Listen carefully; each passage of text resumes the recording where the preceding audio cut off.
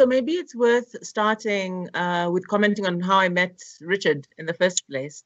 And I remember seeing Richard and watching and listening to him speak. And I actually didn't realize he was South African. I guess I didn't really think about it because it's quite a mix of people. And I remember thinking he was saying and commenting on issues that touched on my work in that they were about the urban and they were about tech, but they really appreciated or started from the point of view of the issue, the challenge, the lived issue, the city issue. And that's not very common, I find, with many tech people. And I remember that appealing to me, but then I don't remember us connecting much while in Durban. But in the next round, when we were in Berlin, and maybe it's the combination of, there was, I think, some downtime where we got to chat. And I remember quite liking Richard because he talked about disciplines. He talked about being an economist or previously being an economist. He talked about the way he thinks about life and the things he's doing.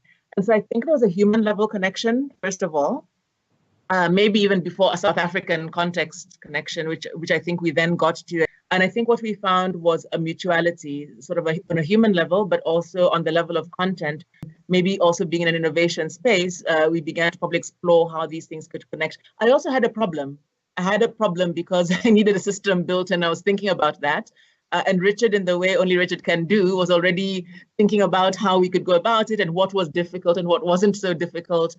And so we really got almost into designing a solution to my problem while we were there. And so I think for me, that was the point of connection. Spending more time in those two labs, Berlin and Shanghai, I think allowed that to form more strongly, and we've carried on since. So that's my long intro. I think it's quite interesting when you look at the way the lab was set up, because Geci and I weren't in the same group. So the only, there was no direct intervention or no sort of forced time together. But what was there was the ability to have open discussion and I think different frames of helping people express different things. And because I suppose you're in a space of urban innovators, there's a baseline of kind of innovation and design around talking about urban challenges, around people and cities. You could start maybe connecting in a bit of a deeper way to really think, okay, this is someone I need to understand more from and learn from. And then having been aware of the work that they were doing, I think that there was just obviously a lot that drove me to want to connect. And then as Geci, I think Geci very well described how then it happened. We just started talking and went for a couple of walks. I think that South Africa is fairly light on people that are thinking about future cities in the way that they need to be thought about. And so I think that it was a good reflection that someone like Geci was there. Let me frame it, and then Richard can speak to the particular solution. I think one thing that's interesting, as Richard said, is we weren't actually in the same group. And the project that we embarked upon, in fact, was not a project of the lab, but in a way I would say it also was, because we were convened there on the basis of the lab. We were being equipped and maybe influenced indirectly as well with certain tools. And obviously we were also getting a lot of reflective pointers from a leadership perspective about how innovation happens in teams and how does that work, and the user-centric focus and all of this. But I think when we then got to connect about problems back home, so in this case, I was working for South African Cities Network. We work with a lot of different organizations, including cities, but other actors. And in doing things like producing a State of Cities report, there's always this big challenge about information. So where's the information? Where's the data? The multiple sources of that, needing to pull it, but also then needing to find a way to feed it back out along with the analysis. And as I began to describe this to Richard, it's a problem he knows well because he's embedded and he was doing some work with a particular city that faces not dissimilar problems. And I guess that was the genesis of beginning to speak through my problem. And I think there we began to birth the idea of an open data platform, but a platform that also wasn't just about the platform, because he convinced me that that would be the easy part. And it's turned out to be true. The difficult part was to think more systemically about what we were doing and how we engage with real actors in the space.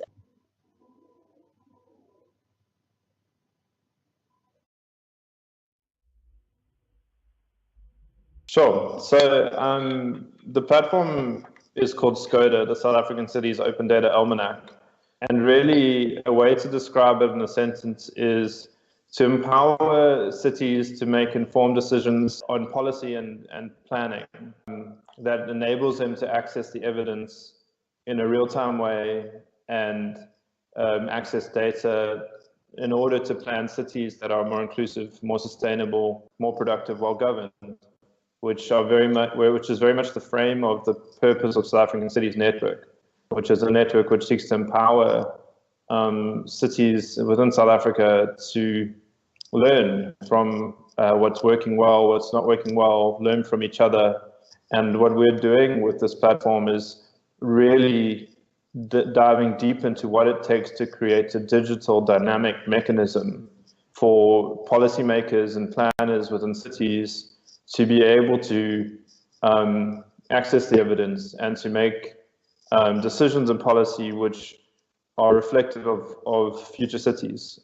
It's really to build off the very strong base of research that exists within South African Cities Network and the research around urbanism, both in the global south, in general, principles around everything from, as I said, city planning to policy to finance and to economy.